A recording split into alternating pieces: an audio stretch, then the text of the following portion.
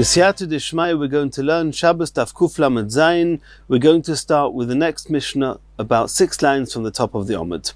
Says the Mishnah, Mi shehoyo loy shnei tinoikos. If a person had 2 infants that were newly born, they were obviously twins, and they needed a bris milah. Echod lomul achar haShabbos, ve'echod lomul b'Shabbos. One of them, the 8th day from when they were born, was on a Sunday, was achar haShabbos, and the other one was on Shabbos. V'shochach umol es shel achar haShabbos b'Shabbos. And by mistake, instead of doing the bris milah on the child that needed the bris milah to be done on Shabbos, maybe he did that as well, we'll see in the Gemara, but he did the bris milah on the child that it's only the 7th day since he was born. The Sunday child, he did the bris milah by mistake on Shabbos. Chayev, he's chayev. Makes a lot of sense. He wounded the child, he made a chabola, and he didn't do a mitzvah with it, because there's no mitzvah of doing bris milah before the 8th day after the child is born, and therefore he's chayev. Another scenario, and the first scenario we just mentioned, there's no discussion, no machlokes in the Mishnah.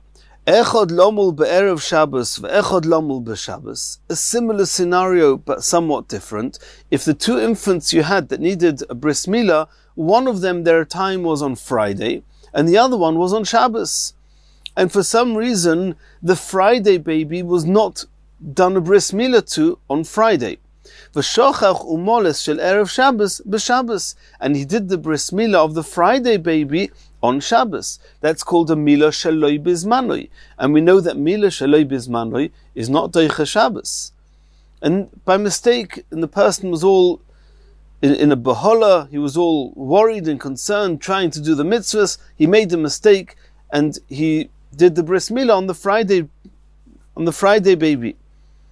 Rabbi Eliezer mechayev chatos, Rabbi Yeshua poiter. Here there's a machlokes tanoim. According to Rabbi Eliezer, is chayev chatos, because you're not supposed to do a bris milah on shaloi bizmanoi on Shabbos, and doing a bris milah you're not supposed to do is an aveira on Shabbos. Rabbi Yeshua says poiter. Rabbi Yeshua says at the end of the day you did a mitzvah, because the Friday baby you're not supposed to do the bris milah on Shabbos.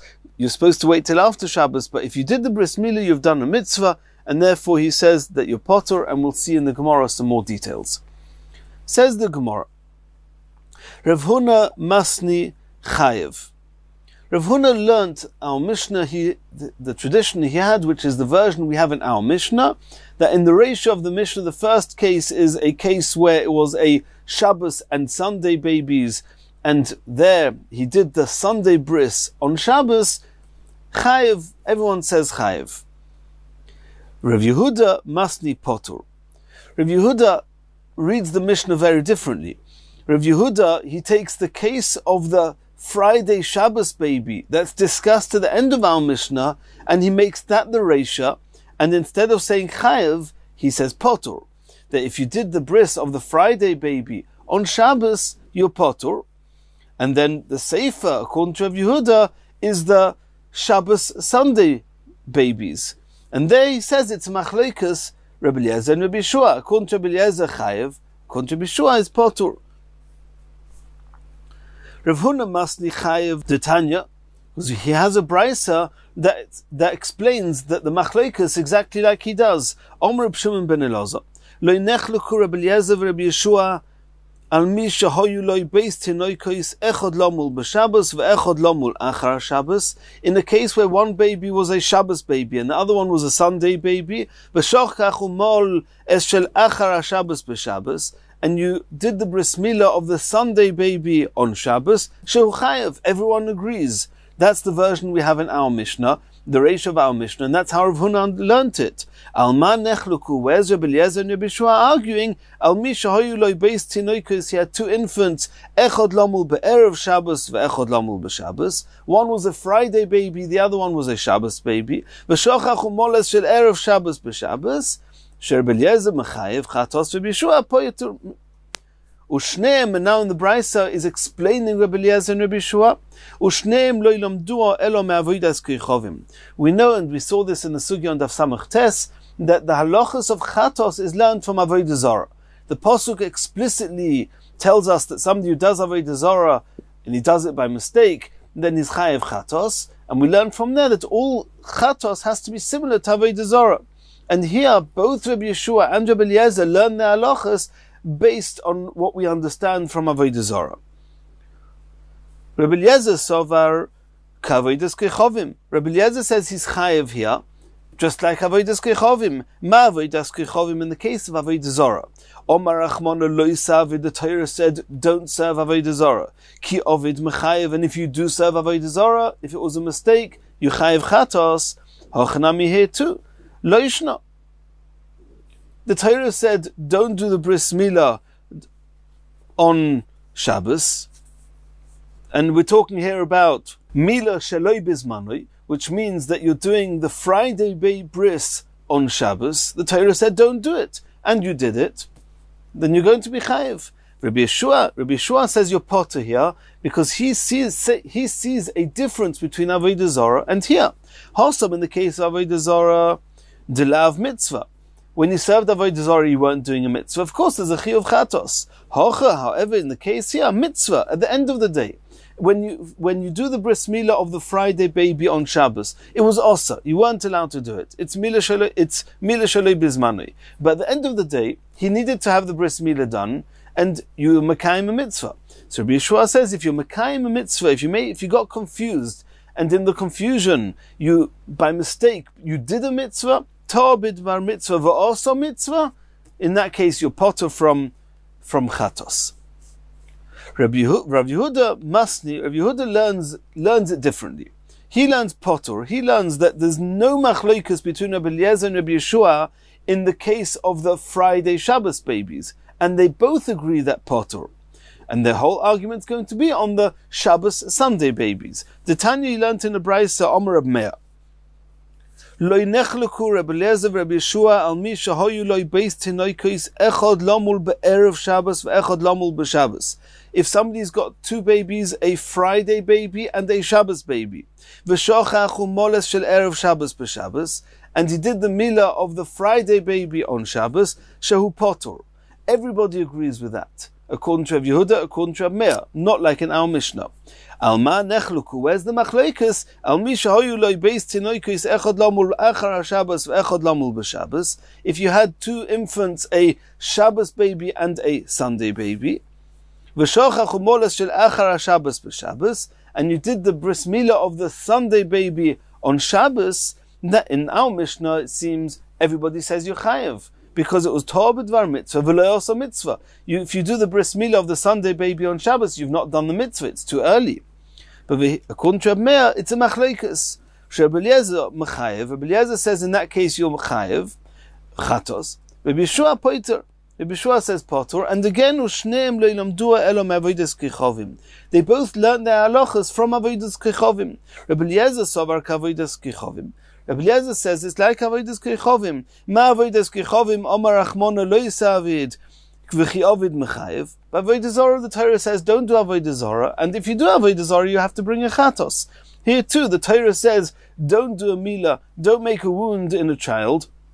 We're talking here about a child that's not even reached the 8th day yet. It's a Sunday baby. You're not allowed to do that milah on Shabbos. You did it. You're chayev chatos. Hachanami lo yishna. Rabbi Yeshua says you're potter. Hosam in the case of avodah zarah lo torid. You're not confused with doing the mitzvahs. Lo torid mitzvah. Hocha torid mitzvah. Because let's remember over here, he has two infants. He's got a Shabbos baby as well. So he's getting confused and he really wants to do the bris milah for the Shabbos baby. And with all the confusion, he did the bris milah on the Sunday baby. But he was confused with the mitzvah he was supposed to be doing today. And therefore it's not similar to avodah zarah, and therefore he's potter. Continues the Gemara, Tanya Reb Chia. Oimer hoyo Reb Meir used to say, and this is a different version of Reb Meir than we just saw a few moments ago. Lo nechleku Reb Eliezer Reb Yeshua al mi shahoyu lo beis tinoikos echad lamul be'erev Shabbos ve'echad lamul b'Shabbos. And in this detail, it's the same as the Reb Meir we saw a moment ago, that in the case of the Friday Shabbos babies, there's no machlekes. Before we saw that everybody agrees he's potter, because it was a Torah b'dvar mitzvah, and also mitzvah because the Friday baby is already the 8th day. He did the milah on Shabbos on the 9th day. He did the mitzvah, everyone was potter. Reb Meir here says the opposite. He says when you have a Friday Shabbos baby, you chayev. Everybody, he says everybody says you chayev. We're going to have to understand that. Beis tinoikos echad lomul be'erev Shabbos ve'echad lomul b'Shabbos. V'shochach u'moles shel erev Shabbos b'Shabbos shu chayev. Al ma nechluku, where they're arguing, al mi shayu lo beis tinoikos echad lomul echar Shabbos ve'echad lomul b'Shabbos. If you have a Shabbos baby and a Sunday baby, v'shochach u'mol shel echar Shabbos b'Shabbos, and you did the bris milah of the Sunday baby on Shabbos, in there, in the same way as we saw before in Reb Meir, so as far as the Shabbos Sunday babies are concerned, the two Reb Meirs are consistent. As far as the Friday Shabbos babies are concerned, in the first Reb Meir, he says everybody agrees you're potter. In the second Reb Meir, he says everybody agrees you're chayev. And the Gemara is now going to ask a very strong question. Hashta Reb Yeshua Seifa Deloika Ovid Mitzvah Poiter. What did we see here? In the case of the Shabbos Sunday baby, Rabbi Yeshua says you're potter. Why are you potter? He says you're toya b'dvar mitzvah. You're toya b'dvar mitzvah, even though you did the bris of the Sunday baby on day 7 on Shabbos, you're still potter, according to Rabbi Yeshua. That's what we saw here. He's torud b'dvar mitzvah. He's confused, but when trying to do the mitzvahs, he's potter. How then can it possibly be that Hashtar Bishua Sefer Deloika Ovid Mitzvah Poiter, in the case of the Sefer where Bishua says potter, we're talking about doing the bris milah on the Sunday baby on day 7. You didn't even do a mitzvah. Nonetheless, Bishua says you had the rights to be a bit confused and you're potter. Reisha, the Ka'ovid Mitzvah, in the case of the Friday Shabbos baby, where if you do the bris milah on the Friday baby on the next day on Shabbos, you've done a mitzvah. It's day 9. It's milah shlei bizmanoi. You shouldn't have done it on Shabbos, but you have done the mitzvah. Mechayev? How can it be that there, Rabbi Yehuda, according to Reb Meir, everybody says you're chayev? It doesn't make sense.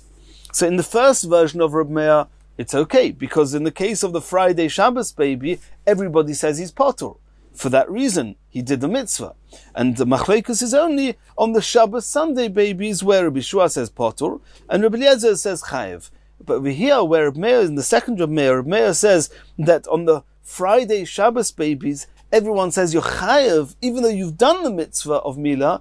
How can that conform with what Rabbi Shua says that on the Shabbos Sunday babies where you've not done the mitzvah, over there he says you're potter? It doesn't make sense. Omra Debei Rabbi Yana explains as follows. Reisha, in the case of the Friday Shabbos babies, where everyone says you're chayev, Kegoin shekodam umol shel Shabbos be'erev Shabbos. This is adding insult onto injury. Not only did he do the milah of the Friday baby on Shabbos, he actually did the milah of the Shabbos baby on erev Shabbos. So what you're left with now, on Shabbos, the Shabbos baby has already been taken care of. It's a problem. You did it too early. But the Shabbos baby is not going to have the bris milah now. So what are you left with? Only with the Friday baby. The Friday baby, as far as Shabbos is concerned, is milah shalei bizmanoi. So you weren't supposed to do any chilul Shabbos. And since you weren't supposed to do any chilul Shabbos, you were not supposed to be confused b'chlal. You were supposed to put the concept of milah out of your mind altogether on Shabbos. Therefore, even Rabbi Shua says you're chayev.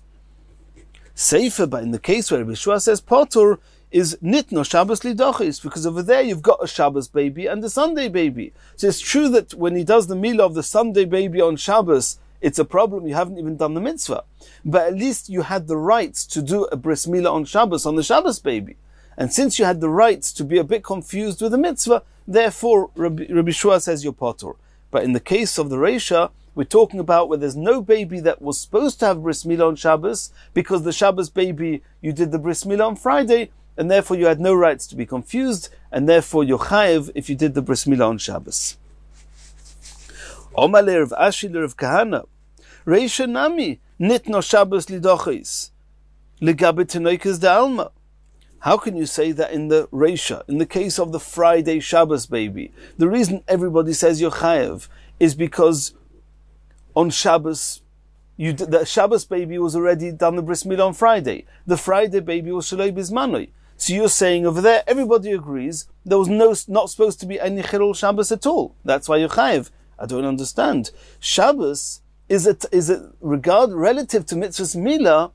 Relative to mitzvahs milah, of course Shabbos gets overridden. How can you say here that Shabbos was not supposed to be overridden at all? Shabbos does get overridden. It happens to be in this case not, but otherwise yes. So why should he be chayiv? Says the Gemara, you're right. This person, this particular father, or this particular moil, with these particular babies, there was none of these infants in front of him was supposed to had done the bris milah on Shabbos, and therefore this particular person was not supposed to be confused, and therefore he had no rights to be Mechal Shabbos. It was not excusable that he was Mechal Shabbos, and that's why he's chayiv. Continues the next Mishnah. Kotoin nimoil l'shmoino l'tisha u'la'asara u'la'chadasrei u'la'yud beis lo ipochis v'lo yoisa. A healthy child, if it's a child is sick, we're going to learn about that soon. A healthy child, the only dates, the only days after he's born that we ever have that it can be appropriate for him to do the bris milah is on day 8, 9, 10, 11, and 12. Before the 8th, never. After the 12th, there's no good reason to justify that, unless the child's been sick. Ha'ketzad, says the Mishnah, explain. Kedarkoi l'shmoino. A regular baby that's born on a regular day at a regular time, the bris is done on the 8th day. No reason that not. That's what it says in the Torah. Noilad lebein hashmoshes. If a baby is born bein hashmoshes, in the time between the end of the day of Sunday and the beginning of the night of Monday, and it's not clear, was the baby born still on Sunday or was it Monday? So the 8th day from Sunday will be the following Sunday. But if in the event that the baby was born on the Monday and you do the bris on the Sunday, then you've done the bris too early. So just because you don't know, you have to push off the bris to the Monday, and relative to the Sunday when the baby may have been born is day 9.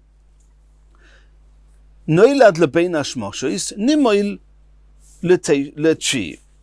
Bein hashmoshes shel erev Shabbos. What happens now if the baby was born late Friday afternoon, it was already getting dark, and we don't know, was the baby born just before Shabbos set on at the end of Friday, or was the baby born after the onset of Shabbos? So, bein hashmoshes shel erev Shabbos, nimoy le'asara, you have no choice but to do the bris 10 days after the Friday, which is Sunday. Because you cannot do the bris the following Friday. Maybe the baby was born on Shabbos, and Friday is going to be day 7. You cannot do the bris on Shabbos, because maybe the baby was born on Friday, and then Shabbos is not day 8, it's day 9, and it's Milah Shalei Bizmanoi, and Milah Shalei Bizmanoi is not Doicha Shabbos, so you have to push it off to Sunday. So the baby may have been born on Friday, and the bris is going to be on Sunday, that's day 10. Yom Tov le'achar Shabbos. What happens in that same scenario if Motzah Shabbos, Sunday, is a Yom Tov? And Milah Shalei Bizmanoi is not Doicha Yom Tov either, so you have to push it off another day. Then it's Nimoy le'chadasrei. What happens if there's 2 days Yom Tov? In Eretz Yisrael, we have 2 days Yom Tov always on Rosh Hashanah, for reasons we're going to discuss later on in Shas. Then what happens if the baby was born on the end of Friday, Bein hashmoshes, Friday night, and the following Motzah Shabbos is the first day Rosh Hashanah, and then Sunday night is going to be the second day Rosh Hashanah, so you cannot do the bris till Tuesday. So if the baby may have been born on Friday, the bris is done on Tuesday, that's Nimoy le'chadasrei. That's Nimoy, if it's Beis Yom Shel Rosh Hashanah, Nimoy le'shteimasrei, then it's going to be on day 12. Cotton ha'chayla, if a child was sick, ein me'alin oisei ad sheyavri, you're not allowed to do the bris milah until he becomes healthy. And we're going to see in the Gemara exactly what that means and how long you have to wait.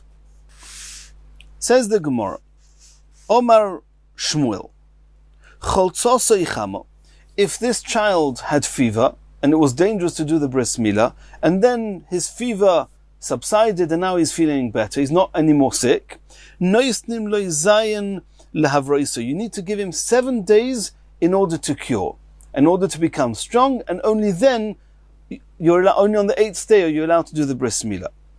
Asks the Gemara, Boilu, mi ba'inon me'es le'es, do you need 7 times, 7 full 24-hour periods?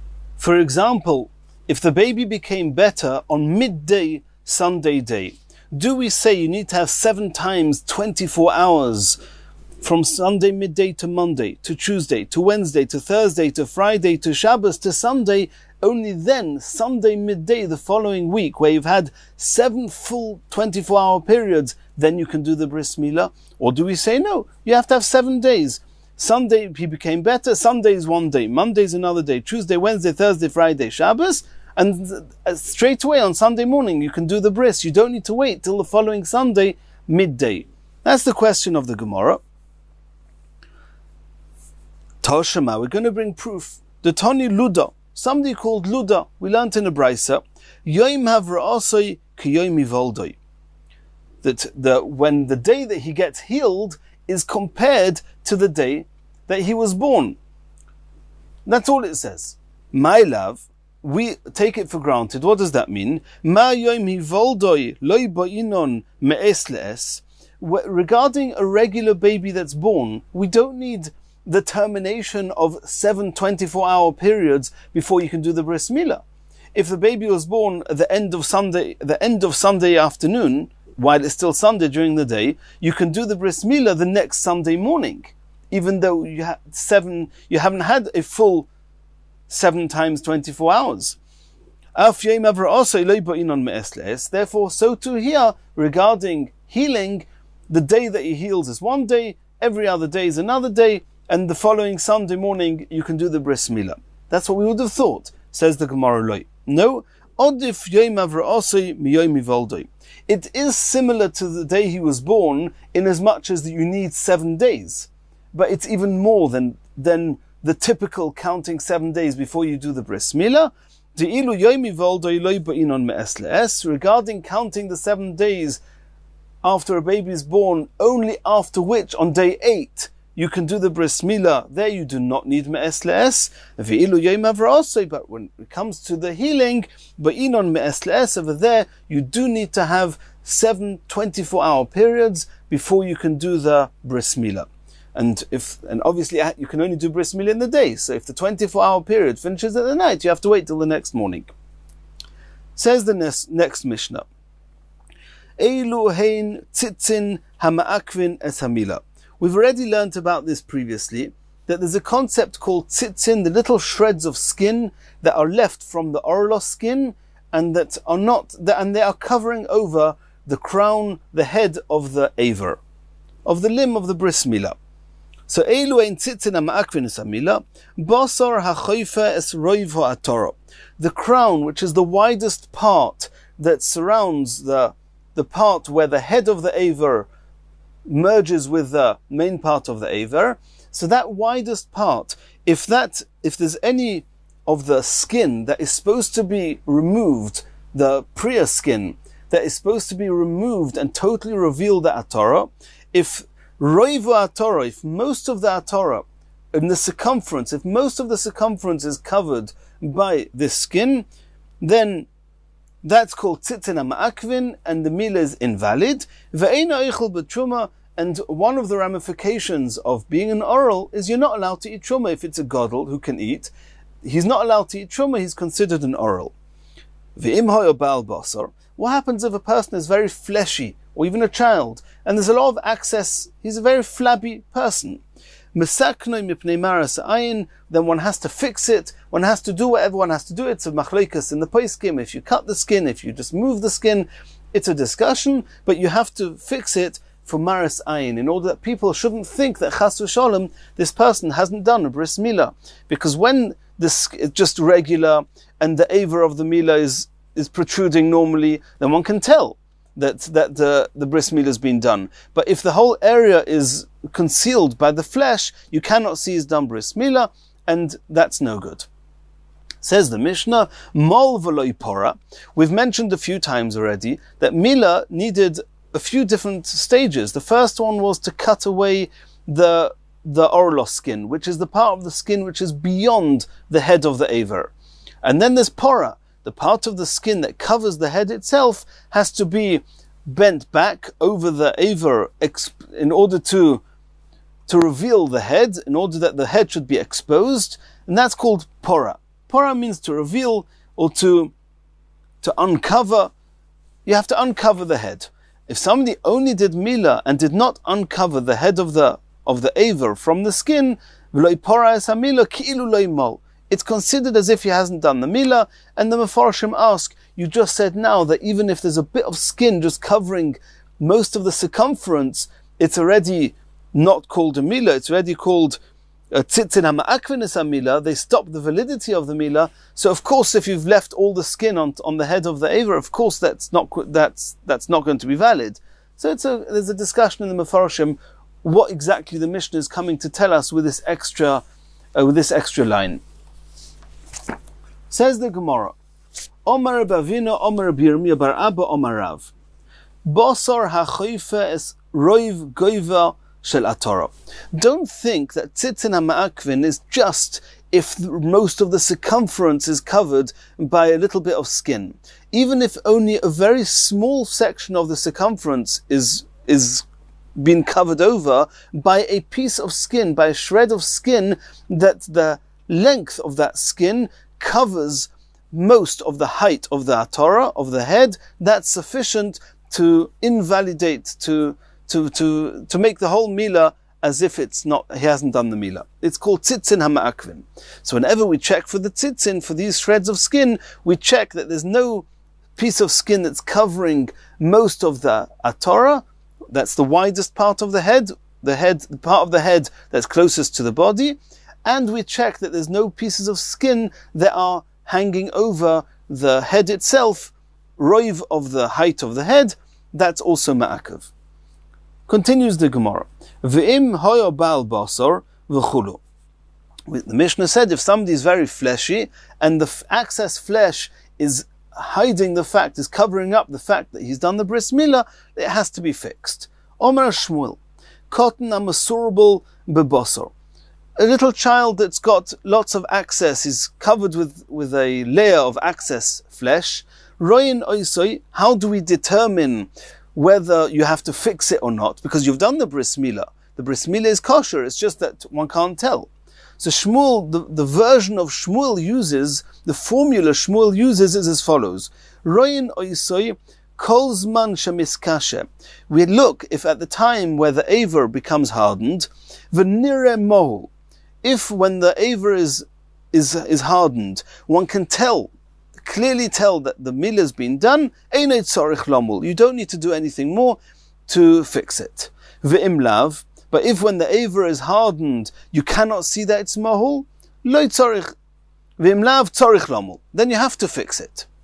But masnitaton, in a brisa, we learned the same halacha, but using a little bit of a different term, and there's going to be a halachic ramification to this.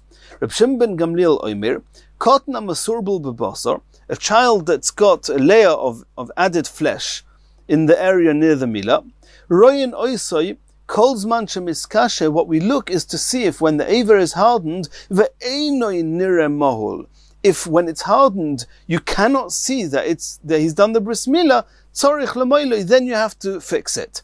Ve'im lav, but if that's not what you see, which means that when the aver is hardened, then it's not clear that the milah hasn't been done, then you don't need to fix it.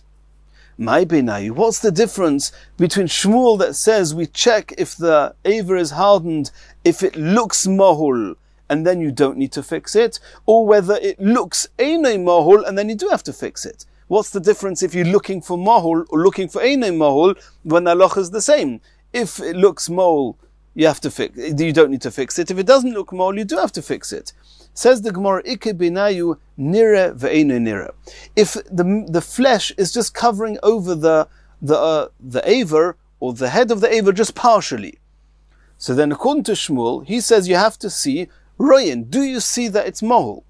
No, I don't see it fully, I only see half. You have to fix it.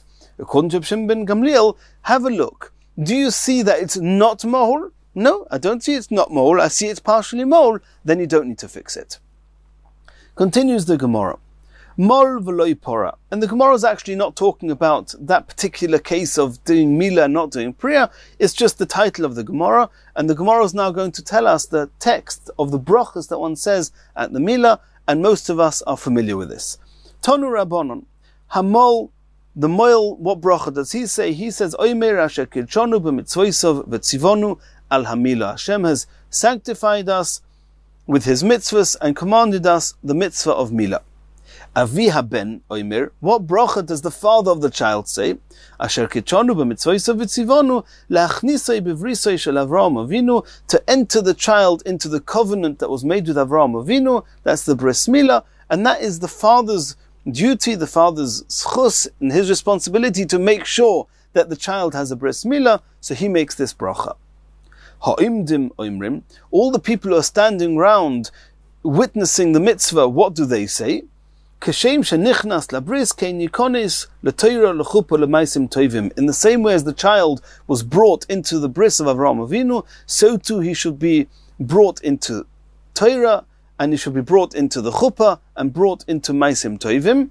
And others say this is actually a bracha to the father. In the same way as the father had the schus to bring his child into the milah, the father should also merit seeing his child be brought to the chuppah, and to Torah, and to Maisim Tovim. The person who's holding the cup of wine and making the bracha, what does he say? He makes the following bracha.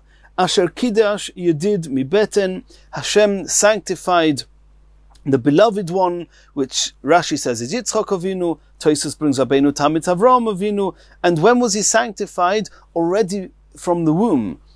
And Rashi brings that already from the womb, Hashem told Avraham Avinu, "Vakimoisies brisi isoi," that I'm going to make a covenant with Yitzchak, and that was even before he was born. The covenant being the bris milah. Choik b'she'erei som, the decree was placed in his flesh. V'tze'etzov, and his descendants, which is all of us, chosam b'ois bris kodesh, were sealed with this sign, with this covenant of the bris kodesh.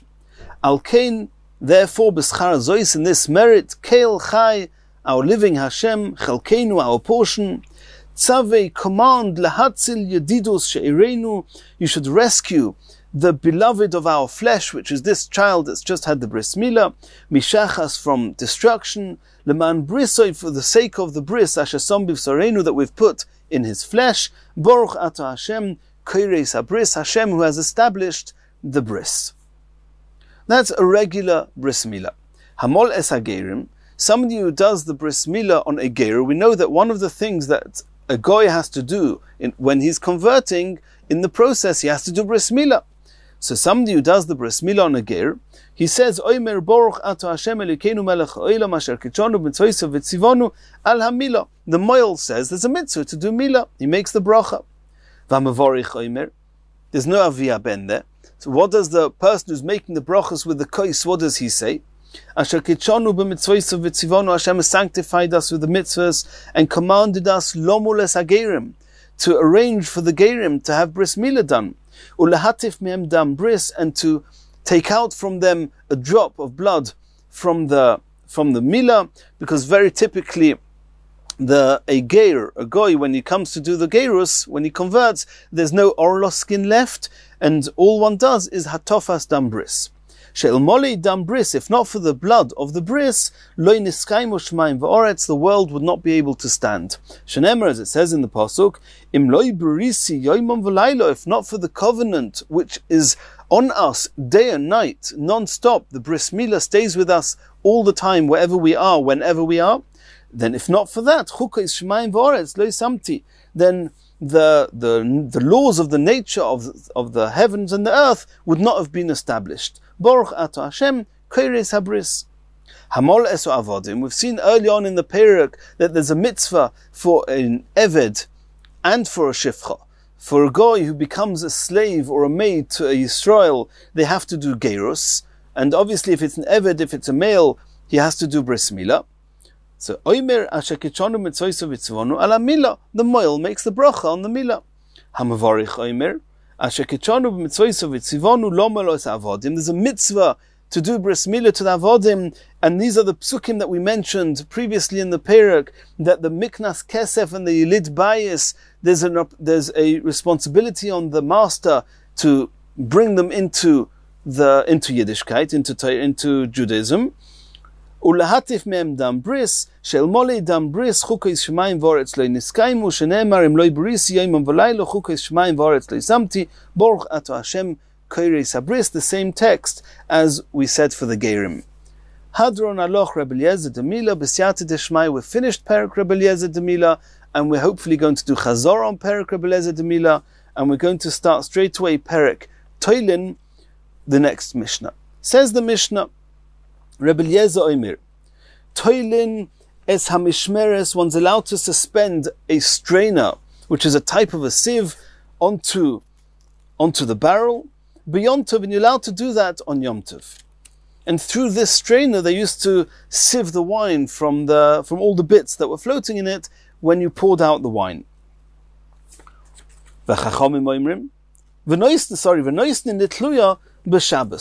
And if you had a barrel with the strainer already suspended on it from before Shabbos, you're allowed to pour the wine through this strainer, and the Mefarshim discussed why there's no issue of boira. You're not allowed to suspend the strainer onto the barrel on Yom Tov, and we're going to discuss in the Gemara why. And even if you already have a suspended strainer on a barrel, you're not allowed to pour the wine through it on Shabbos. But if on Yom Tov, if you already have the strainer suspended on the barrel, then on Yom Tov, because for Eichel Nefesh, you're allowed to do whatever it takes to prepare food, you're allowed to strain the wine through this strainer on Yom Tov. Says the Gemara. Now, at the beginning, the Gemara assumes that the discussion of suspending a strainer on a barrel is to do with boine. And we know that there's a malacha you're not allowed to build. Here, this is not real building. It's called a binyan arai, an oihel arai. It's something which is spreading out and it's lying flat on top of a barrel. It's an oihel. It's not permanent. So it's called oihel arai. And that's the discussion. Is one allowed to make this oihel arai or not? Says the Gemara, we have a source, and we'll soon see what it is, that according to Rebbe Eliezer, even if you have an existing oihel, an existing covering, and you're not allowed to even just add to it an oihel arai, even a temporary covering that's just an addition to an existing covering, you're not allowed to do. How can Rebbe Eliezer here say that you're allowed to lekatchila take the strainer and suspend it on the barrel? That's making a covering on lekatchila. He doesn't even allow you to add to an existing covering. How can he say it's mutter lekatchila? Maihi, where do we see that Rebbe Eliezer holds that you're not allowed to even be moisif on an oil arai? Ditnan, we learned in a Mishnah, and this is a Mishnah that we've discussed on Daf Kuf Chaf Hei at length. If you have a shutter that's made in order to block up a window, Rebbe Eliezer Omer, when are you allowed to block up the window with it? Only if the shutter is an integral part of the building already. You're not adding something to the building. What determines that it's already part of the building? If it's not only tied onto the wall, onto the building, and it's also not dragging along the floor, it's suspended on the wall, then it's, in essence, it's part of the wall already, and all you're doing is lifting it and putting it into the window space. That's okay, according to Rebbe Eliezer. Ve'im lav, but if it's not already attached to the wall, then ein poikin boy, you're not allowed to block the window with it. The Chachomim say, bein kach ubein kach poikin boy, even if this shutter is not attached to the wall on that level, and then we saw in the Machlokes in the Gemara earlier, where according to the Chachomim, are they just allowing you to put the shutter in the window if it's not suspended, but it at least has to be tied, or it doesn't even have to be tied? That was a discussion in the Gemara previously, but the Chachamim say that you're allowed to block up the window even if it's not attached on that level to the wall. Everybody agrees, also Rabbi Eliezer, also the Chachamim, she'ein oisin oyel arai b'tchila, b'yom tov. You're not allowed to make a new covering on Yom Tov. Ve'ein tzarich leima b'Shabbos, it goes without saying that on Shabbos you're not allowed to.